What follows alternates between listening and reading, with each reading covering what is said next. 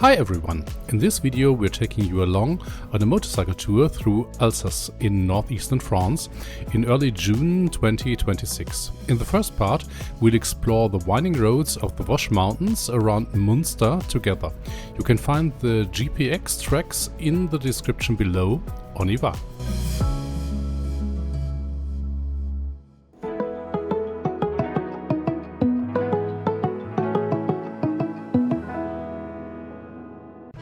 We set off from our favorite gas station in Dortmund shortly after 8 am. We filled up with the premium 102 octane fuel as we still have 545 kilometers or 6.5 hours of pure driving time ahead of us. Fun fact, the gas prices from back then seem really cheap to us now. See for yourselves. We've planned a stopover in Heidelberg before arriving at the hotel La Vallée in France. The actual ride along the highways is, of course, incredibly boring, so I'll spare you that. However, in the footage you can clearly see all the electronic gadgets I used to get good shots. If you'd like to know more about the cameras, remote controls or the drone controller mounted on the tank bag, let me know in the comments. I'll then make a video dedicated to that topic. I didn't even notice this at first. Do you see the bird?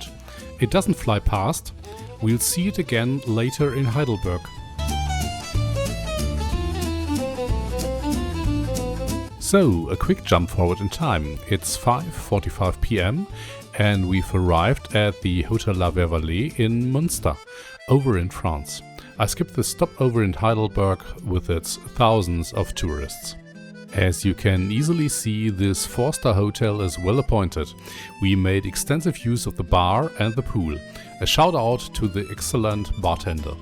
We can't complain about the room's amenities. The suite apartment was nice and spacious, featuring air condition and a great view of the garden. Everything was modern and very clean. In our opinion, the only downside was the restaurant. The food and service didn't quite match the price point. For more information about the Alsace region, I've linked a great video in the top right corner. New day, new adventures. After yesterday's tedious drive, things are really getting started today. It rained overnight, so the roads are still damp. We need to be careful, especially at the start. Our tour today takes us first past the medieval town of Riquewihr to the start of the Route de Crêtes, also known as the Vosges Ridge Road. This route crosses numerous mountain passes, known in French as Col. Today we will drive only about half of this mountain road. But before we reach the Ridge Road, we first have to make our way out of the small town of Munster. Munster is situated in the Vosges mountains at the junction of two valleys that merge to form the so-called Munster Valley.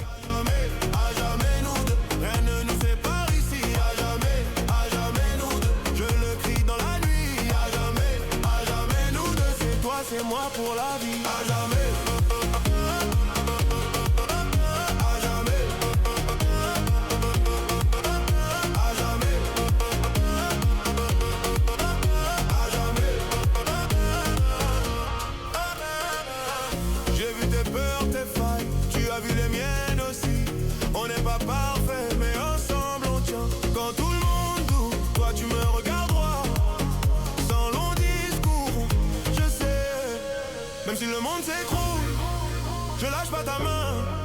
On avance sans détour, droit vers demain.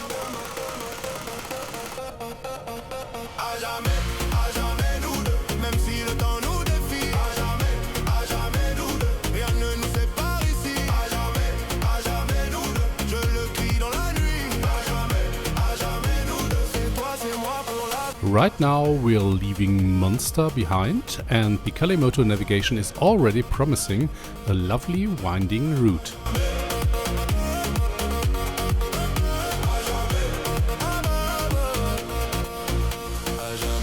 À jamais nous deux. Encore plus fort ici. À jamais nous deux. Gravé pour la vie. À jamais nous deux. Une seule vérité. À jamais nous deux. À jamais.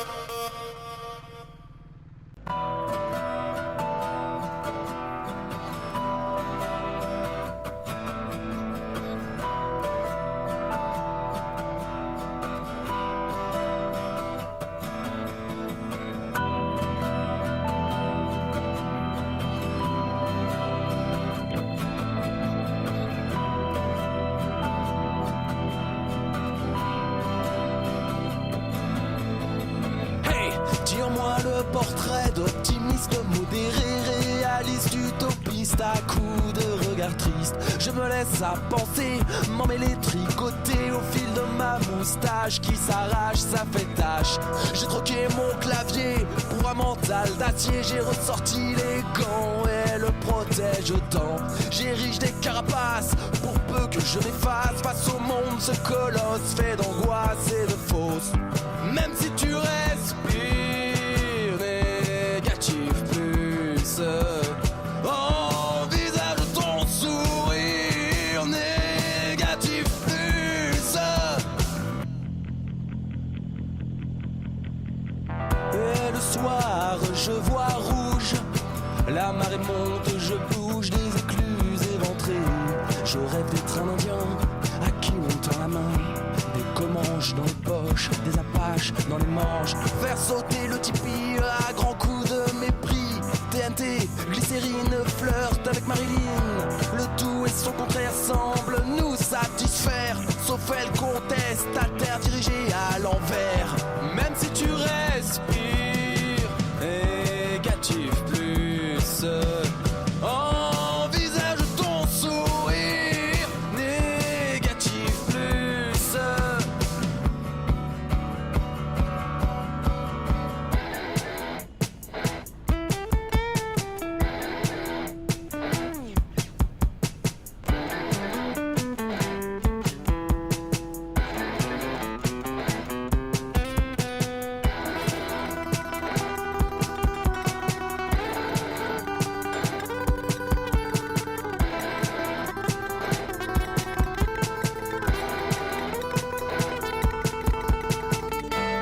Même si tu respires négatif plus, envisage ton sourire négatif plus. Même si tout empire négatif plus, envisage ton sourire négatif plus.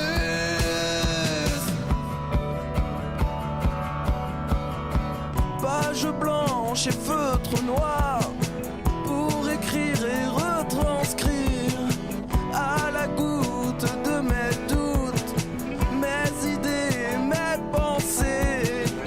Marianne brûlait Jeanne à se demander si la fumée va-t-elle nous enfermer, va-t-elle nous éveiller, va-t-elle nous enfermer, va-t-elle nous éveiller.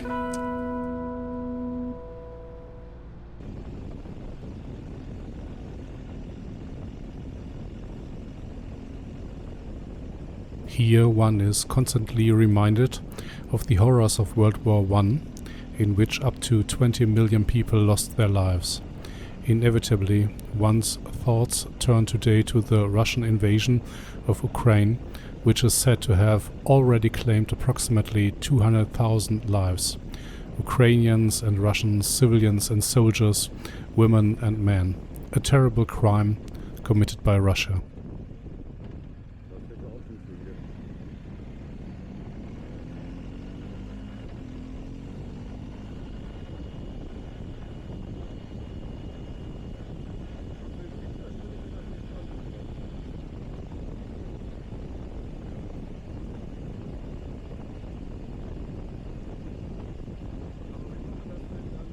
Right, let's shake off those sad thoughts and look forward to a peaceful motorcycle ride on this beautiful day.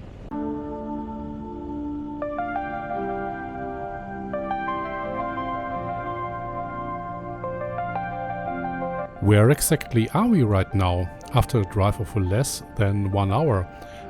Near the pilgrimage site and health resort of Trois Épis, or 3 Ears of Grain in English.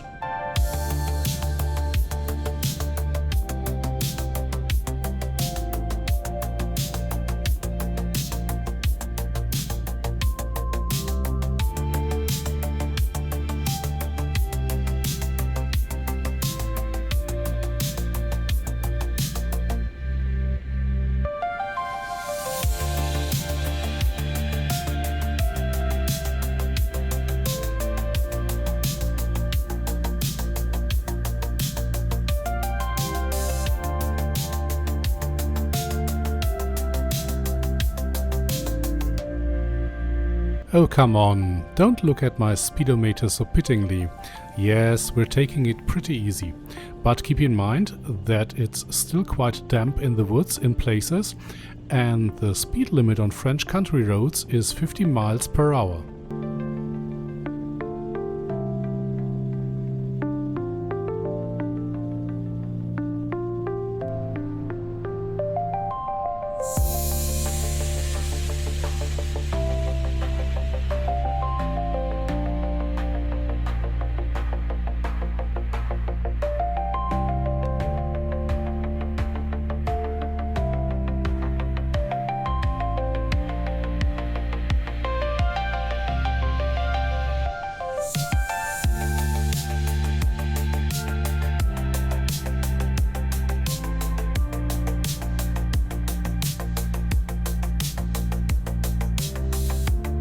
Naturally, we noticed the vineyards lining both sides of the road. Ammerschwihr and Sigolsheim are both situated on the Alsace wine route in the Upper Rhine plain. The Alsace wine route is one of the oldest tourist routes in France. Established in 1953, it stretches for more than 100 miles through the Alsace wine-growing region. Autumn is peak season for wine tasting. 50 wine festivals featuring parades and tastings take place annually in the various villages between April and November. The Alsace wine route passes through 119 wine villages and over 300 wineries. Among other things, these producers create 51 Grand Cru wine in Alsace, a quality classification comparable to the German Großes Gewächs. These wines are characterized by high must weight, indicating a high level of dissolved sugar and, consequently, a high alcohol content.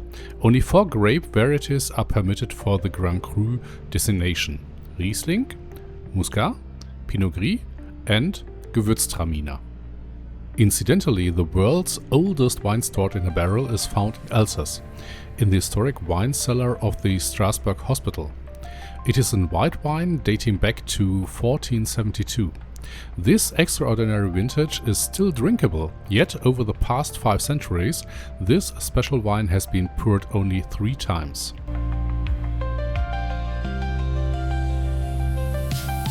You've probably already guessed it. These funny little narrow track tractors are ideal for use in vineyards. With a narrow track width of no more than 1.5 meters, they fit perfectly into the rows between the vines. They deliver up to 100 horsepower and feature up to 20 forward and 4 reverse gears.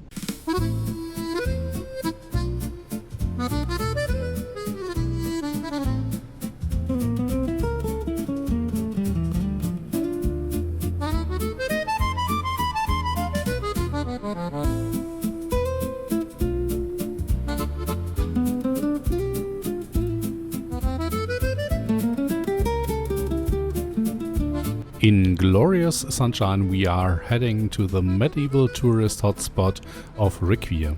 Spoiler alert, the weather won't stay this nice all day.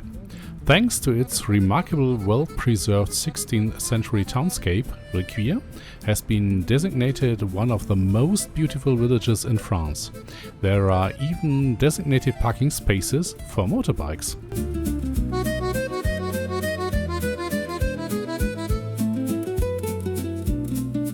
Also heute Nachmittag wälzen sich hier die Leute durch.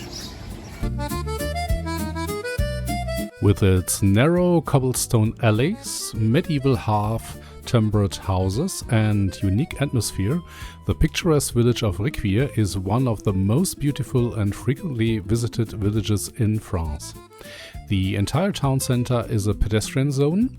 Along the main street you will find numerous cafes, shops, restaurants and wine merchants. But see for yourself. And if you want to find out more about the village, click the link at the top right.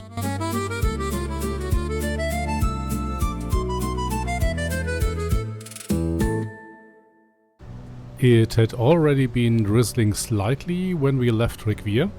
Now the rain is steadily picking up, something that is not very apparent in the recordings. Fortunately, it is just a light, steady rain and not a thunderstorm.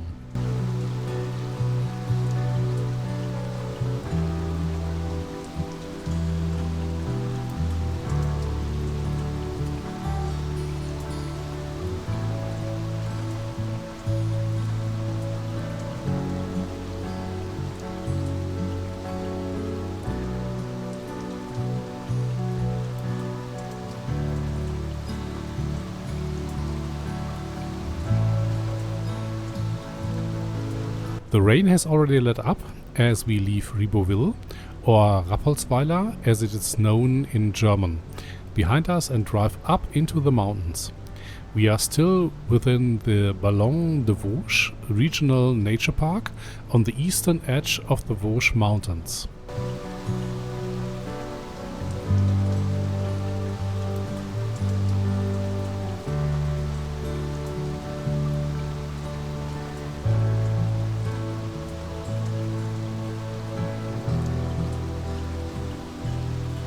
We'll be encountering these cobblestones again, and they'll force us to drive a bit more carefully, especially when it's this wet and slippery.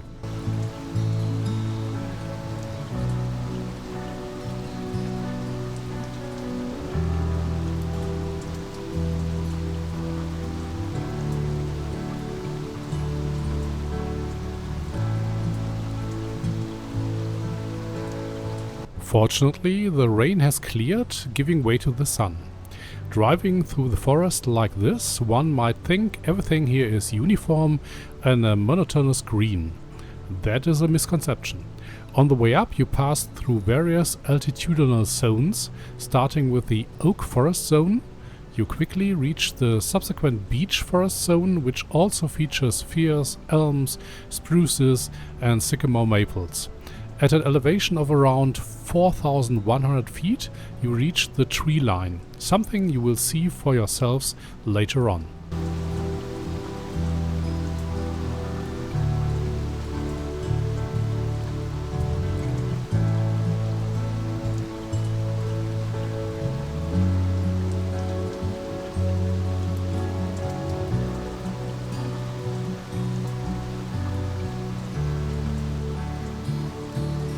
The cobblestones here in the Vosges bear witness, above all, to the region's history of granite and sandstone quarrying, the traditional paving found in Alsatian mountain villages, and the local natural stone. The reddish to pink Vosges sandstone is characterized by high frost resistance, a durable patina, and allegedly natural slip resistance. We thought it best not to put that last claim to the test.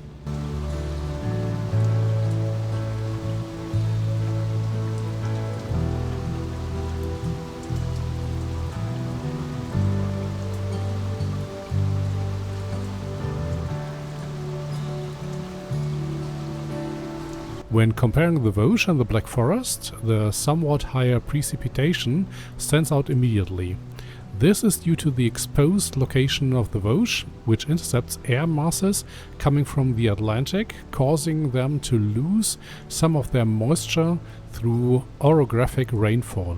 Unfortunately, the Insta360 X4 doesn't react very well to moisture. The lens covers cause significant fogging.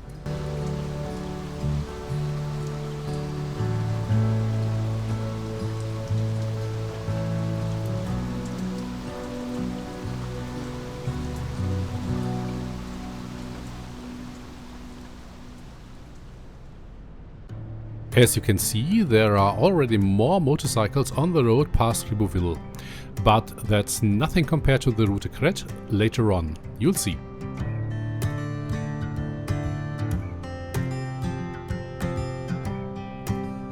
By now the road is barely wet, so we can take the curves a bit faster. Of course, we mustn't forget that the speed limit here is 50 miles per hour.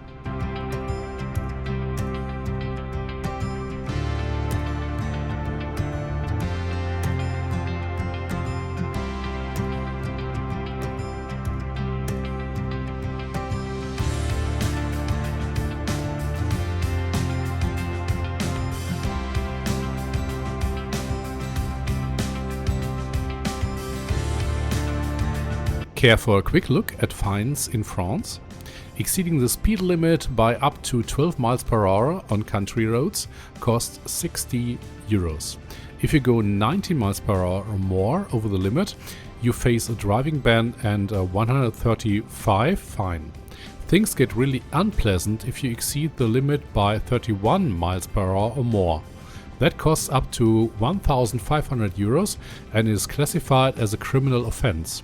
In that case, your driver's license and motorcycle can be confiscated right on the spot. Word has it that taxi rides aren't exactly cheap in that situation either.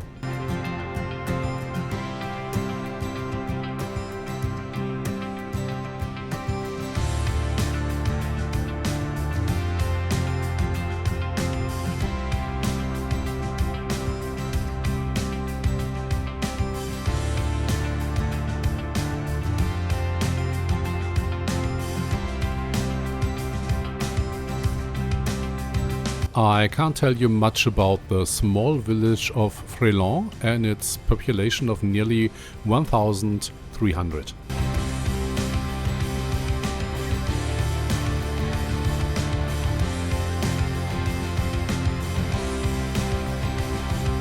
La Poutois, or Schnierlach in German, is also rather unspectacular.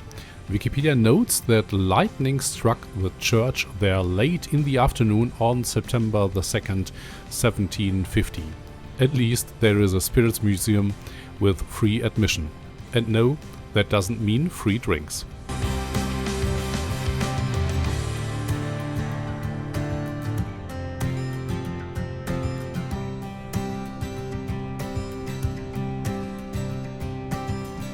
Here you can see that we will soon arrive at the start of the Route de Crêtes.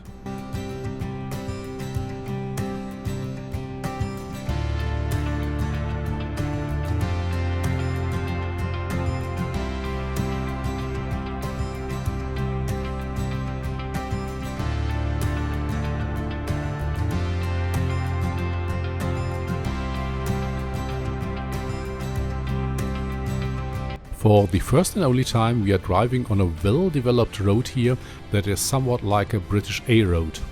The D415 is not a Route Nationale, which would be comparable to our A roads, because the D in its designation stands for Département and indicates that it's managed by the department. Roads with the letter C are local roads managed by the municipalities. Of course, there are also motorways, most of which are toll roads.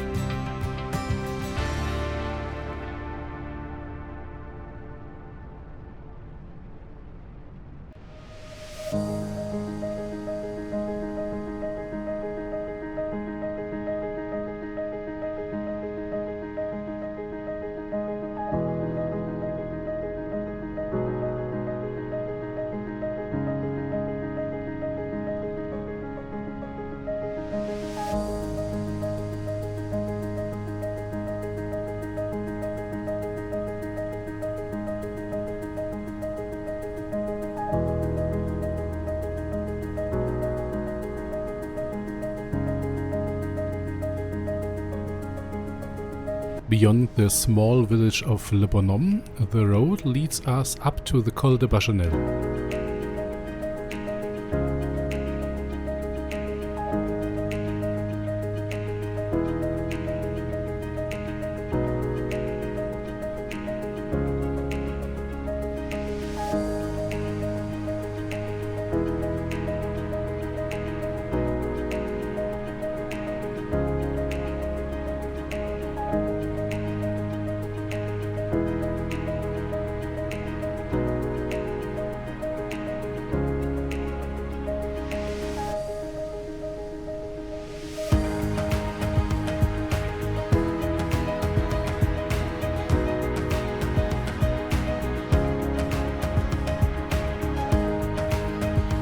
We are just about to reach the Col de Bagenelles, situated at an altitude of 3,000 feet.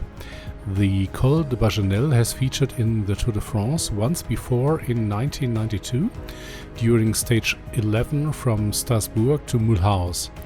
The German rider Rolf Goltz was the first to cross the pass.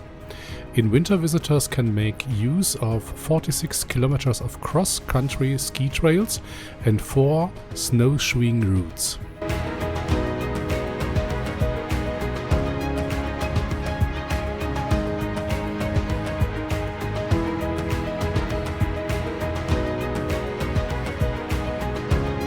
Today, only we, along with a few other bikers, are enjoying the picturesque view of the surrounding valleys. However, looking at the spacious parking area, one can easily imagine how busy it gets here on certain days.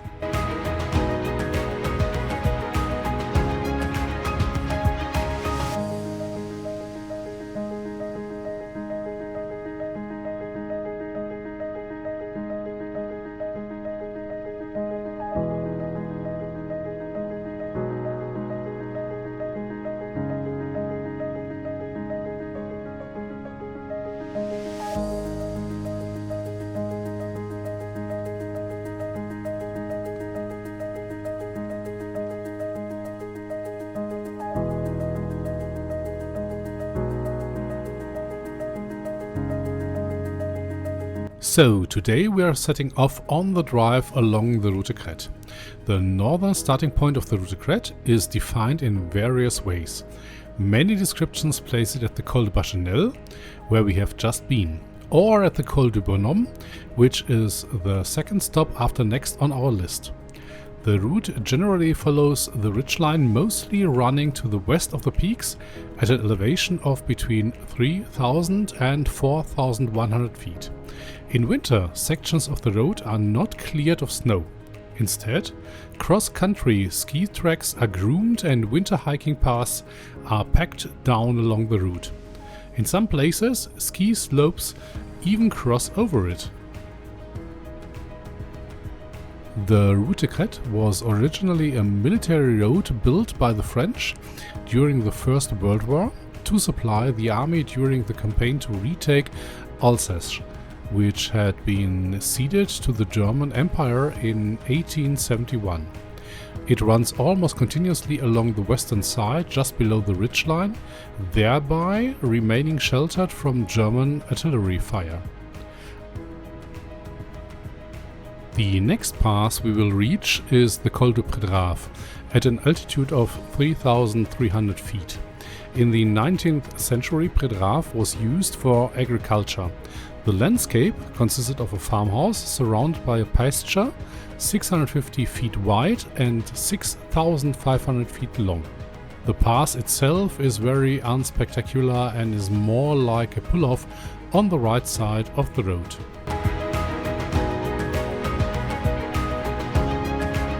We don't find it particularly exciting here, and we continue to the Col du Bonhomme, which some also consider to be the start of the Route Crêtes. For the bikers who came towards us, it was probably the final of their tour.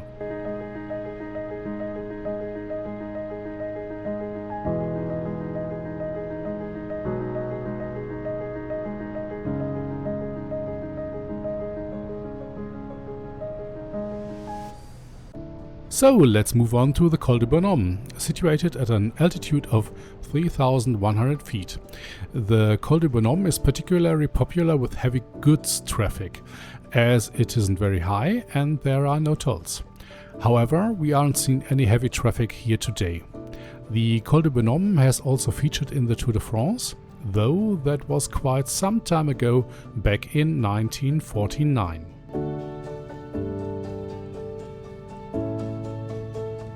At the top of the pass, we look at the Auberge du Col du Bonhomme. In France, an auberge is an inn. Unlike a standard eatery, it offers not only meals but also overnight accommodation. The Auberge du Col du Bonhomme serves traditional Alsatian cuisine made from local ingredients. The blueberry tart, in particular, is highly praised. As you can see, a few bikers have joined us. Unlike tomorrow, when we'll be passing through here again, it's wonderfully quiet and relaxed right now. Even the naked bikes behind us aren't trying to overtake the two big GS. They are simply falling in line behind us. That will be a completely different story tomorrow, something you can check out in the second video of our ride along the Route Crêtes. But for now, we are continuing on through the forest.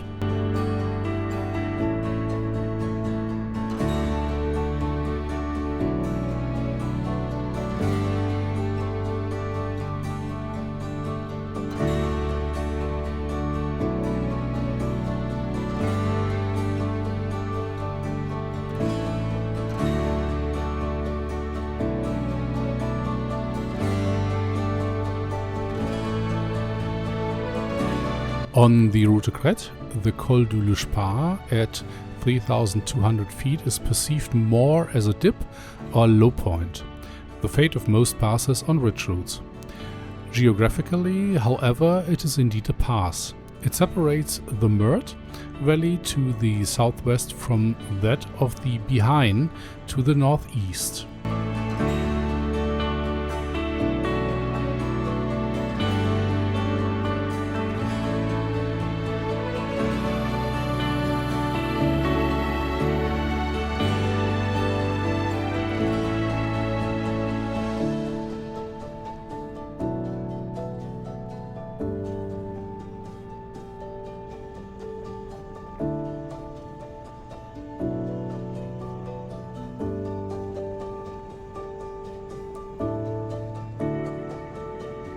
The group now heads up to the Station du Lac Blanc Winter Sports Center, located at an altitude of nearly 4,000 feet. It is the most important resort in Alsace and the third largest in the Vosges Mountains. In winter, visitors can choose between downhill skiing, cross-country skiing, snowshoeing and sledding. In summer, the resort offers opportunities for mountain biking and hiking.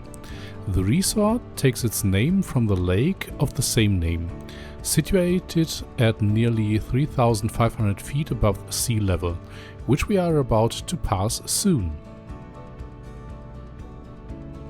Over to the right, behind the trees, you can catch occasionally glimpses of Lac Blanc, which we are about to pass. This high-altitude lake owes its name to its bed, which has the color of crystalline sand. Lac Blanc is connected by a pipeline to Lac Noir, located 330 feet downstream, where a hydroelectric power plant used to generate electricity prior to 2022. During periods of low demand, the water was pumped back into Lac Blanc, much like a pumped storage power plant. We are currently passing the small town of Auberge, situated at an altitude of 1,800 feet. Its 3,500 inhabitants are spread across 38 hamlets. Although the town might not make much of an impression on us, there is actually a lengthy Wikipedia article about it.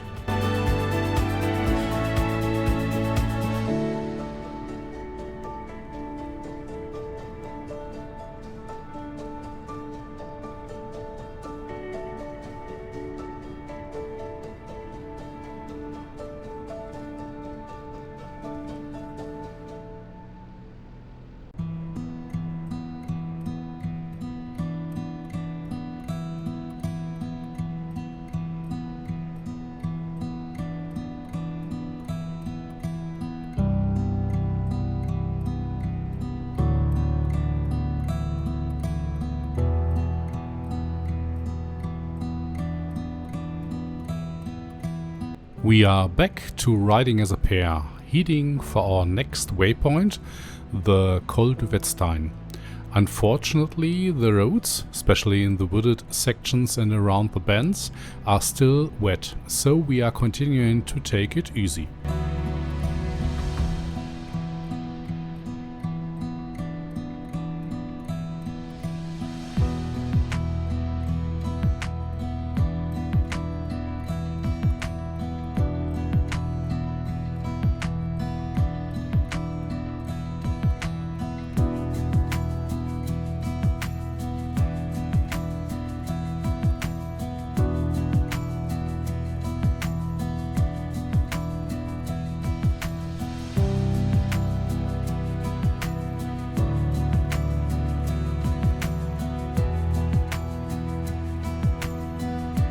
We are just about to pass the Col du Wettstein, located at an altitude of 2,900 feet.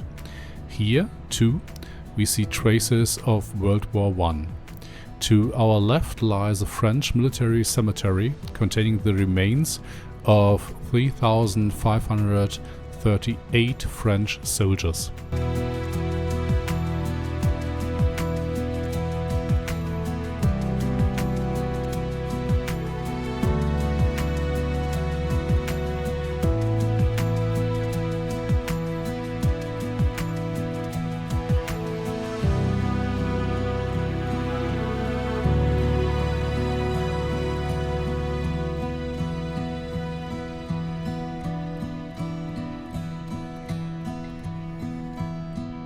I've been looking for a suitable and scenic spot to launch the drone for quite some time. Today it's not too windy, there's no rain and visibility is clear. Ideal conditions, in other words. We agree over the radio to make a brief stop at the upcoming viewpoint.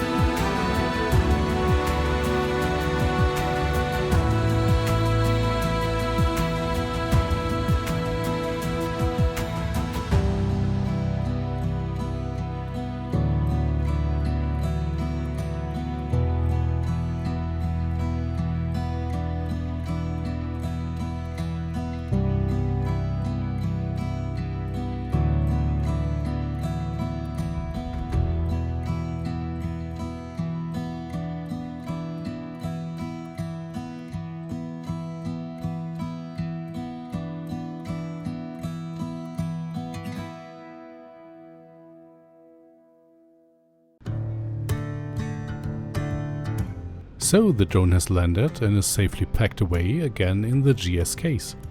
We hope you enjoyed the drone footage of the Upper Munster Valley in the Southern Vosges of Alsace just as much as we did. The entire area here is still part of the Bagenelles de Vosges Regional Nature Park.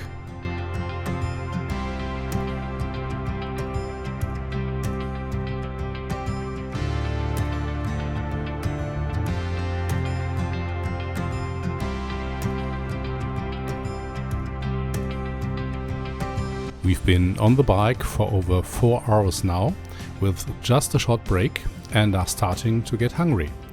However, we don't want to just stop anywhere and end up in a tourist trap.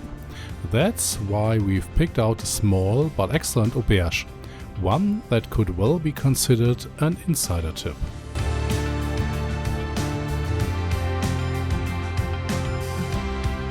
The forest path we are traveling along here now brings us to the Auberge du Schantzwasen.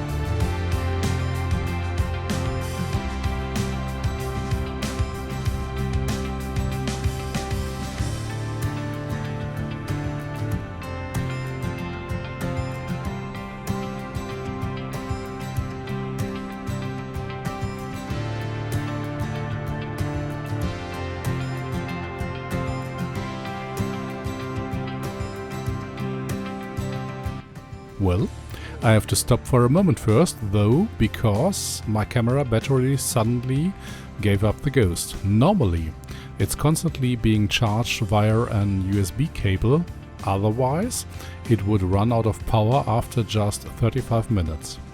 I do have some spare batteries with me, but I'm just going to try unplugging the cable and plugging it back in. That works fine. After reboot, the camera starts up again as if nothing had happened. So far, the USB cable has only caused problems in pouring rain. In those situations, it's best to make sure all the camera flaps are tightly sealed. Anyway, let's keep going.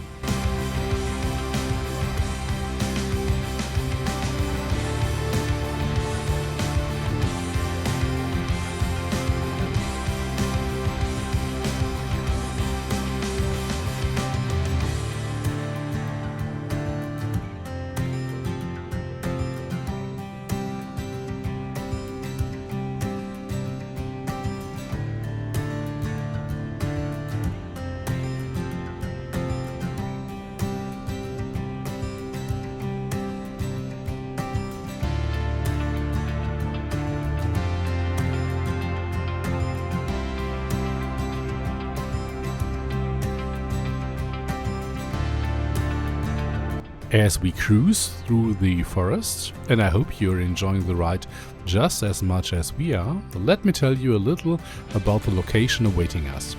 Surprisingly, there is even a dedicated Wikipedia entry for the Auberge du Schantzwasen. This privately owned inn is situated at an altitude of 3,600 feet on the southeastern slope of the Tannet, surrounded by 4 trees and a unique landscape.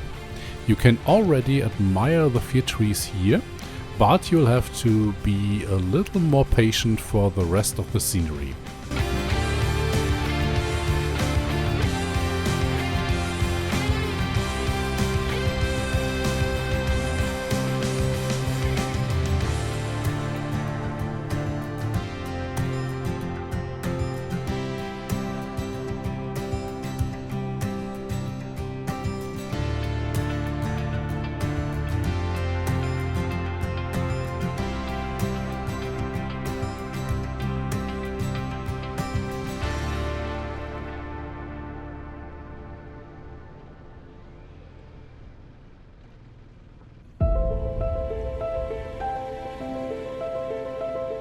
Originally, farmers grazed their herds on the meadows of Schantzwasen during the summer. After the war, members of a ski club from Riquewihr took a liking to the farmhouse located right next to the slopes. However, as the influx of winter sports enthusiasts grew, the ski club moved to a new lodge they had built themselves. In 1949, the farmhouse was sold to skiers from the Saar region. The building was subsequently renovated and fitted with improved amenities.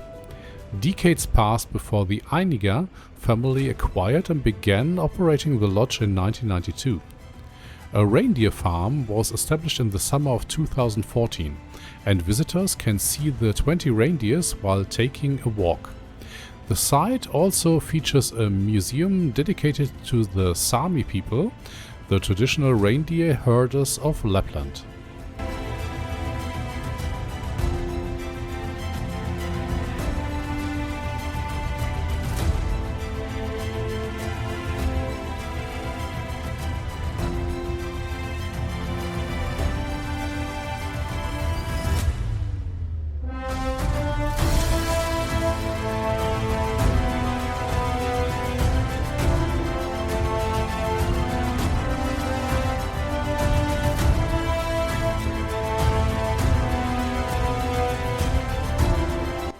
The inn offers accommodation with a capacity of 47 beds across 13 rooms, designed for 2, 4 and 6 people, all equipped with a waschbasin.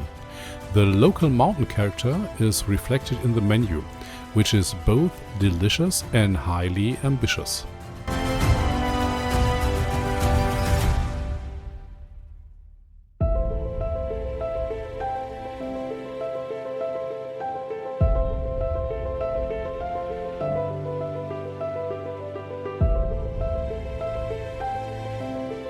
After your meal, you can stretch your legs on a forest path amidst the free-roaming reindeer.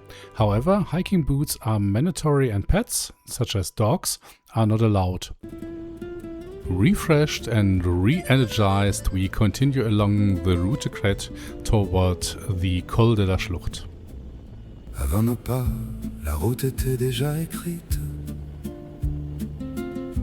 Une lueur au loin murmurait nos prénoms. Sous le berceau, le monde retenait son souffle. Ton ombre et la mienne jouaient dans le matin. Besides cyclists, you also have to watch out for other obstacles. For instance, road maintenance crews trimming the embankment await us around a bend. Since I have to overtake them on the curve, I take it very slowly. Comme si nos destins se lisaient dans l'argile. De la naissance à la dernière lueur, nos cœurs s'appellent, promis avant le jour.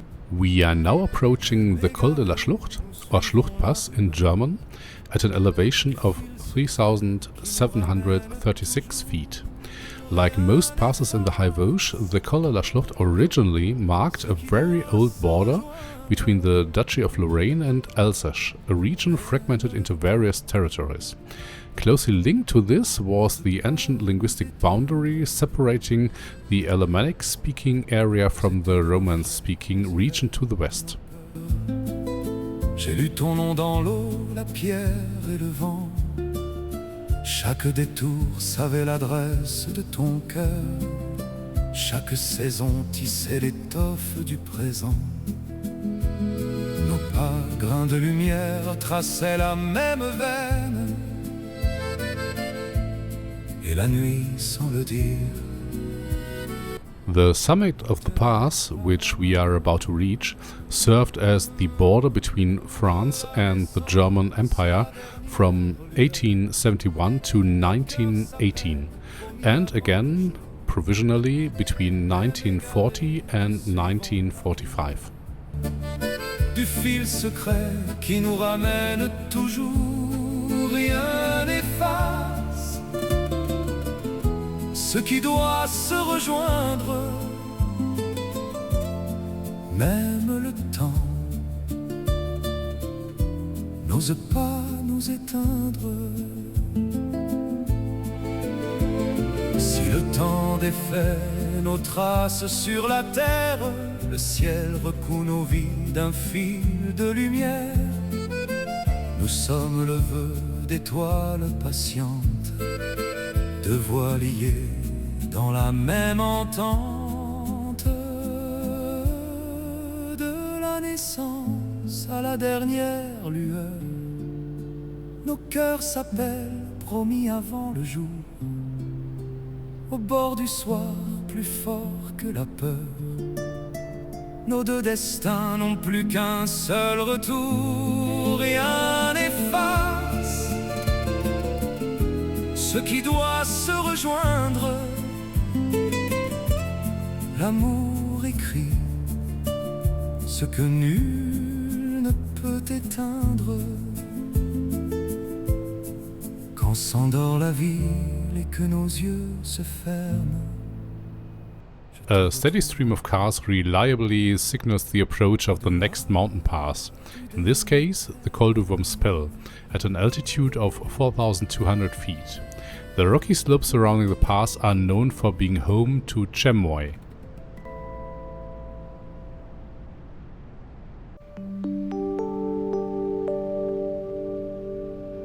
We are currently passing the fameux Auberge Breishausen. A fameux Auberge is a mountain inn run by a mountain farming family. More than a century ago, it was the dairy farmers and cheesemakers who were the first to welcome hikers.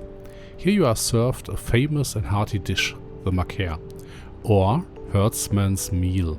For the starter, there is soup or meat pie, followed by a main course of smoked pork with potatoes, onions and bacon. Next comes a short cheese course, and finally fresh cheese or blueberry pie. Anyone still able to walk after this is welcome to explore the surrounding hiking trails.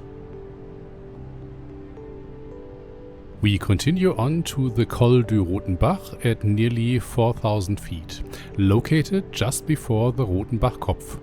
Paragliders often launch from here in the summer. Right now, however, we are mostly encountering motorcyclists. It's no wonder, the scenery and the route are stunning.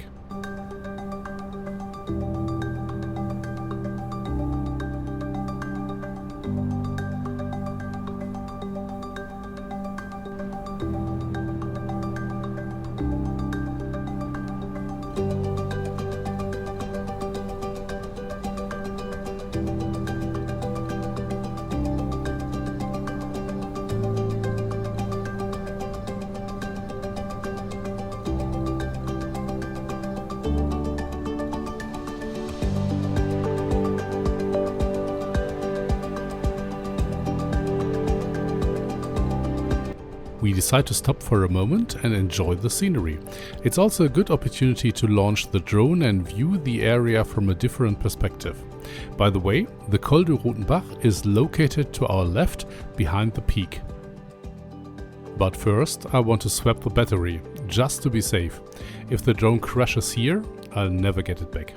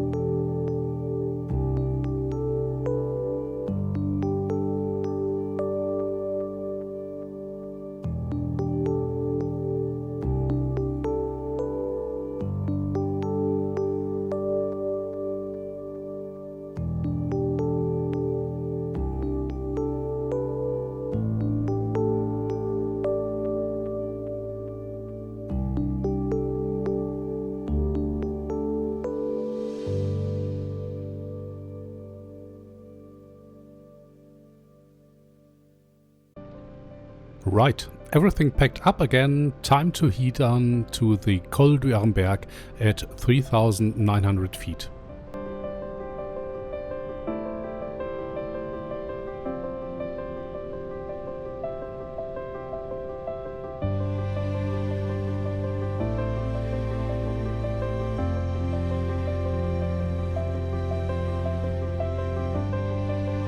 The Col du Herrenberg, situated at the foot of the 4,160 feet high Schantzwasen, isn't a mountain pass in the strict sense of the word. Rather, it's just a point along the Route Crêtes between the Col de la Schlucht and Le Markstein, where we'll be arriving shortly. That said, there's a ramp here, seen branching off to the left from the gently rising main road. That is unusually steep for the Vosges. Otherwise, this waypoint is fairly unspectacular, so let's keep moving.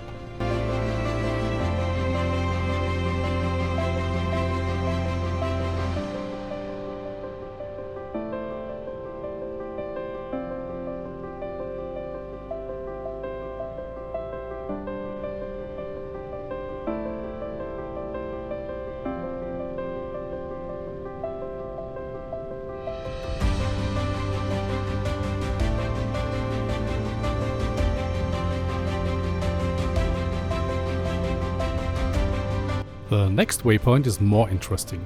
The Markstein at an elevation of 3,881 feet.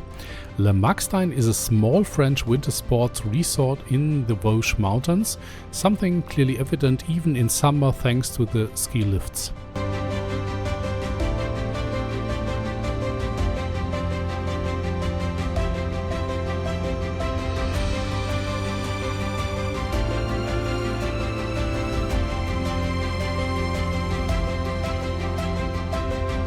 In summer, it's a popular meeting point for bikers and sports car enthusiasts. Paragliders gather here too, and of course, the Tour de France circus has visited numerous times. Stage 20 of the 2023 Tour de France marked the first time a stage actually finished at Le Markstein, just as it did for the Tour de France Femmes in 2022.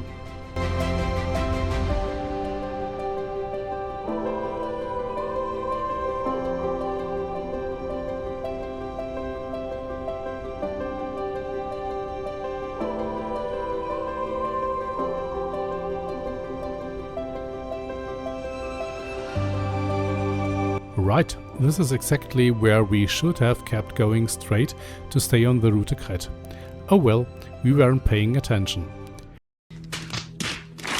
We certainly won't make that same mistake tomorrow on day 2 of our Alsace tour. But you can see that for yourselves in the next video covering part 2 of our motorcycle trip.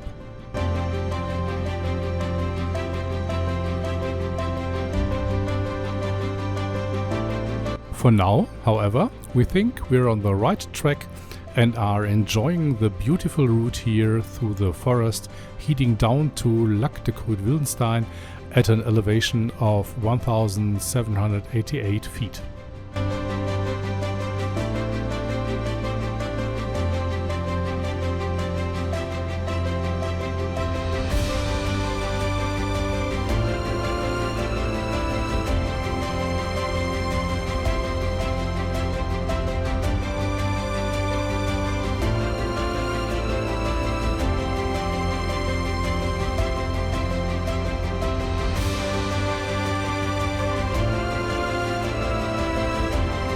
On your right, now you can see the Lac de Kruth-Wildenstein reservoir.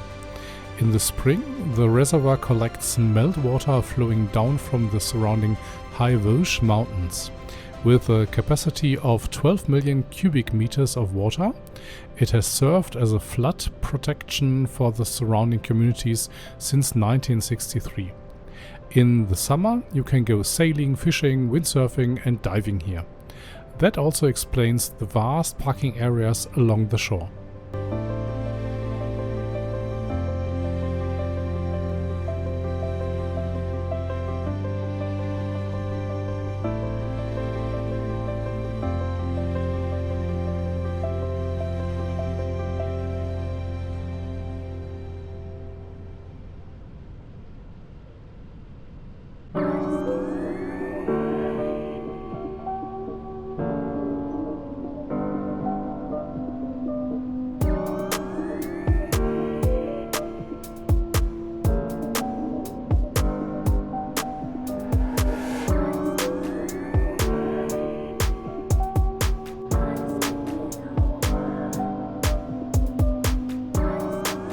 Eventually we realized our mistake and head back, shown in red in the image. After 2 hours we arrive in the small village of Sondernach.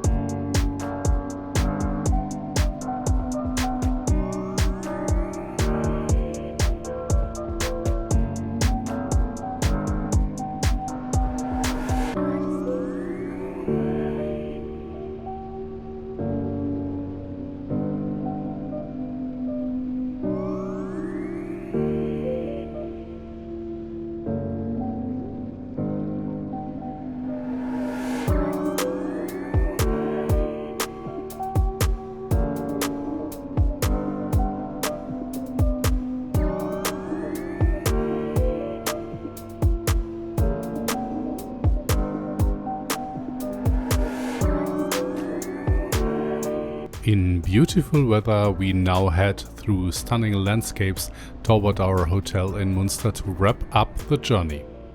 We are just leaving Metzeral, the oldest community in the Munster Valley, locally known above all for the mineral water of the same name. We now have about 4 miles left to go to reach Munster.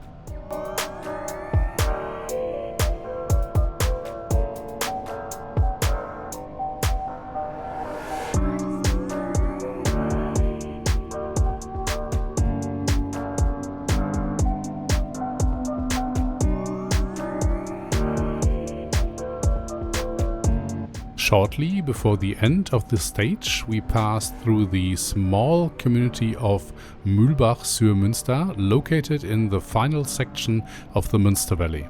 Local landmarks include the Protestant church, which we just passed on the right, and the Catholic church on the left.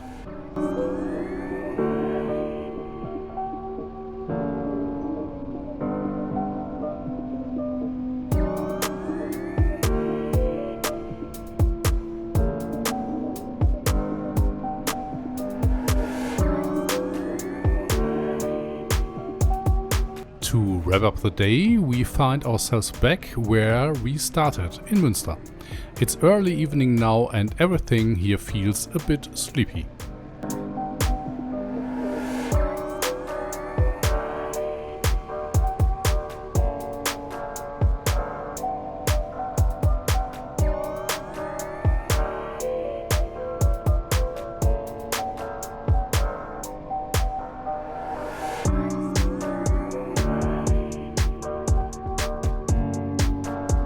Things are livelier, however, at the small local gas station, where we were cheerfully greeted in German at the checkout.